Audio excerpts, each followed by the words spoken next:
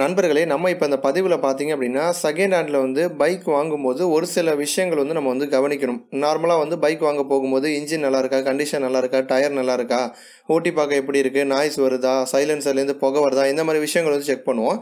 ஒரு சில பேப்பர் ஒர்க்கும் நம்ம வந்து செக் பண்ணிக்கிட்டோம் அப்படின்னா நம்ம சைடில் வந்து சேஃபாக இருக்கலாம். அதை பற்றி தான் இப்போ நம்ம பார்க்க போகிறோம். முதல்ல வந்து பேப்பர் ஒர்க் அப்படின்னு வரும்போது முதல் விஷயம் வந்து சேசிஸ் நம்பர் அப்படின்னு சொல்லிட்டு உங்களுடைய ஆர்சி ரிஜிஸ்ட்ரேஷன் சர்டிஃபிகேட்டில் வந்து சேசிஸ் நம்பர் அப்படின்னு ஒரு நம்பர் இருக்கும். அந்த நம்பரும் செகண்ட் ஹேண்டில் பைக் வாங்குறீங்களோ, எந்த பைக் வாங்குறீங்களோ அந்த பைக்கில் ஹேண்டில் பாருக்கு கீழே வந்து சேசிஸில் வந்து அந்த நம்பர் வந்து போட்டிருப்பாங்க. ஸோ உங்கள் ஆர்சி புக்கில் இருக்க நம்பரும் உங்கள் பைக்கோட சேசிஸில் இருக்க நம்பரும் வந்து ஒன்றா இருக்கா அப்படிங்கிறத முதல்ல வந்து செக் பண்ணிக்கோங்க. ரெண்டாவது பார்த்தீங்க அப்படின்னா இன்ஜின் நம்பர். ஒவ்வொரு பைக்குக்கும் வந்து சேசிஸ் நம்பர் வேறு வரும், இன்ஜின் நம்பர் வேறு வரும். அப்போ அந்த இன்ஜின் நம்பர் பார்த்தீங்க அப்படின்னா இன்ஜினுக்கு சைடில் இல்லை இன்ஜினுக்கு அடியில் ஒரு இடத்துல வந்து மென்ஷன் பண்ணியிருப்பாங்க எல்லா பைக்லையுமே. அப்போ ஆர்சி புக்கில் இருக்க இன்ஜின் நம்பரும் உங்கள் பைக்கில் இருக்க இன்ஜின் நம்பரும் வந்து கரெக்டாக இருக்கா அப்படிங்கிறத ஒரு முறை வந்து செக் பண்ணிக்கோங்க. அடுத்த விஷயம் பார்த்தீங்க அப்படின்னா இந்த பைக் வந்து எப்போ வந்து மேனுஃபேக்சர் பண்ணது அப்படிங்கிறத நீங்கள் வந்து தெரிஞ்சுக்கணும்.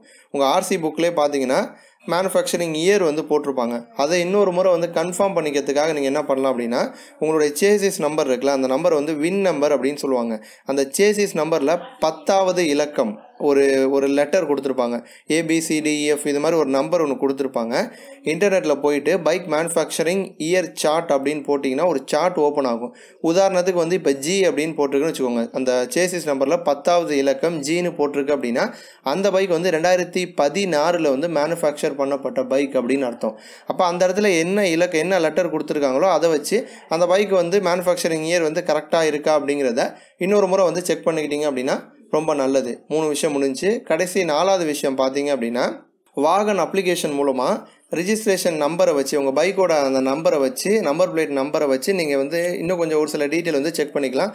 அது நார்மலாக போயிட்டு நீங்கள் வந்து வாகன் ஸ்டேட்டஸ் அப்படின்னு போட்டு நம்பரை கொடுத்தும் செக் பண்ணிக்கலாம். இல்லை SMS மூலமாக தெரிஞ்சுக்கணும் அப்படின்னா 7738299899 அப்படிங்கிற நம்பருக்கு வந்து வாகன் அப்படின்னு கேப்ஸில் டைப் பண்ணி ஒரு ஸ்பேஸ் விட்டு ரிஜிஸ்ட்ரேஷன் நம்பரை வந்து நீங்கள் போடலாம். அந்த மாதிரி நீங்கள் அனுப்பும்போது ரிப்ளை மெசேஜ் வரும். அந்த மெசேஜில் பார்த்தீங்க அப்படின்னா எல்லா டேட்டாவும் இருக்கும். அதில் வந்து கூடுதலாக வந்து ஓனர் வந்து ஃபஸ்ட்டு ஓனரா 2வது ஓனரா அப்படிங்கிற விவரங்கள் வந்து இருக்கும். அதையும் வந்து நீங்கள் வந்து SMS மூலியமாக வந்து தெரிஞ்சுக்கலாம். ஸோ இந்த விஷயங்கள் எல்லாமே வந்து கரெக்டாக இருக்குது, சேம் டைம் வந்து இன்ஜின் மற்ற கண்டிஷன் எல்லாம் கரெக்டாக இருக்குது அப்படின்னா தாராளமாக அந்த பைக்கை வந்து நீங்கள் வாங்கலாம். பெரும்பாலும் செகண்ட் ஹேண்டில் பைக் வாங்கி சேல் பண்ணுறவங்க பார்த்தீங்கன்னா ஒரு 90% வந்து எல்லாருமே நல்லவங்களாக இருந்தாலுமே ஒரு 10% வந்து தவறுகளும் நடந்துட்டு தான் இருக்குது. ஸோ நம்ம சைடில் நம்ம வந்து சேஃபாக இருக்கிறது வந்து நமக்கு வந்து நல்லது.